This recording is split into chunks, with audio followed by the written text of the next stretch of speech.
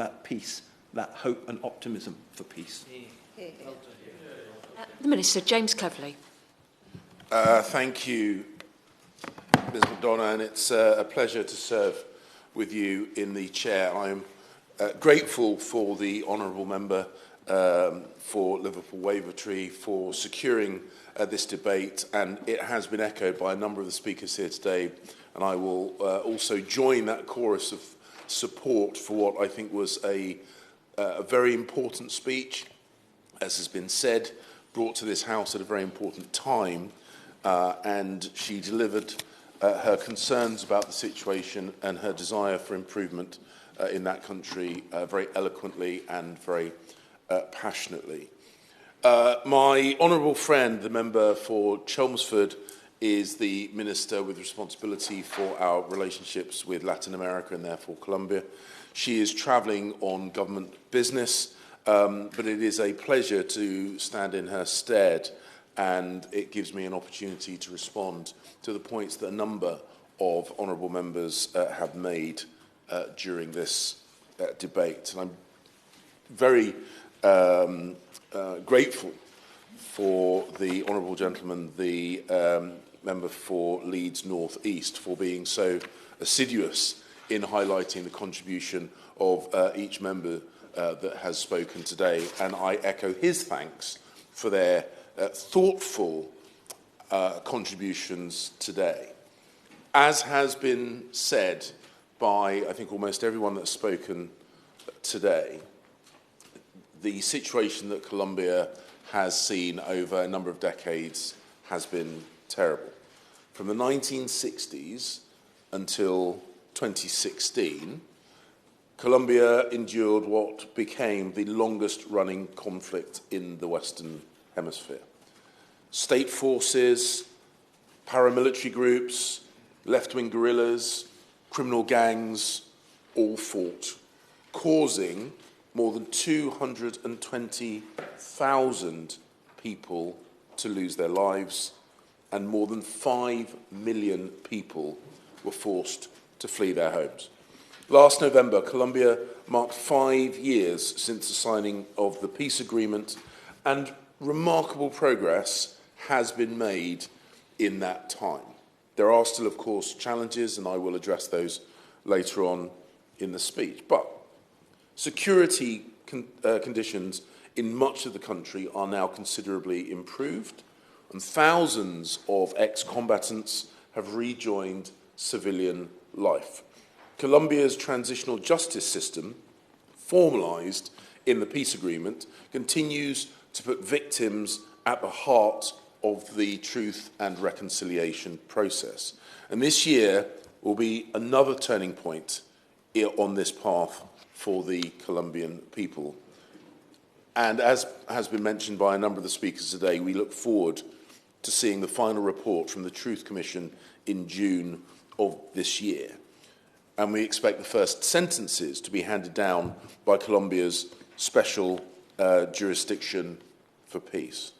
And last month's election of 16 victims to special peace seats in the House of Representatives is another major step in the right direction, giving those affected by the conflict a voice at the very highest levels. But let us be in no doubt that the full implementation of the peace agreement is a major task, and has been mentioned by a number of the speakers, requires constant effort. Its provisions go to the heart of some of the most challenging issues still facing Colombia, including social inequality and land ownership reforms. And it is clear that the agreement cannot immediately solve the issues that have plagued Colombia for decades. The government still has no permanent presence in a number of strategic areas formerly occupied by FARC. Armed groups continue to fight for control of cocoa cultivation, of drug trafficking, of illegal mining, and of other illicit activities. And this is having devastating consequences for communities who face threats, who face violence, and sadly, as been highlighted, still face murder. And the COVID-19 pandemic and the humanitarian crisis in neighbouring Venezuela has added additional pressures. This is why the British government continues to support Colombia to overcome these challenges. We are the second largest donor to the UN Trust Fund, supporting the implementation of the peace agreement. Since 2015, we have spent more than £69 million through the Conflict Stability and Security Fund to support development, reintegration and justice. The fund also supports the Truth Commission's work to gather testimony from Colombians, both at home and overseas. Meanwhile, our leading role at the UN Security Council where we support Colombia, continues to make a positive difference. Last year, the UN Security Council unanimously adopted a UK-drafted resolution to expand the mandate of the UN verification mission. As I have mentioned, and has been mentioned by others, communities continue to face appalling threats and brutal violence. Amongst the worst affected, as has been said, are former combatants, social leaders, human rights defenders, journalists, trade unionists, indigenous peoples, and Afro-Colombian leaders. This is, I will. The Minister mentioned indigenous people. I referred to them specifically in my comment and my speech, and I referred to the fact that they're second-class citizens in relation to their religious views within the Constitution. And I asked the question, Minister, if you don't mind me saying again to you, what discussions has the Minister, or ever mindful it's not his responsibility, with the Colombian government in relation to this? And if they could come back to me and to all members, I think we all wish to hear what the answer would be. Thank you. I thank the honourable gentleman for the point that he's just made and the points he made in his speech, and the passion that he displays not just for the rights of people of faith, of whatever faith, and indeed of no faith. And I will touch upon our engagement with the government in just a moment. But because of the violence that is still being experienced by the groups that I mentioned, we designate Colombia as a human rights priority country,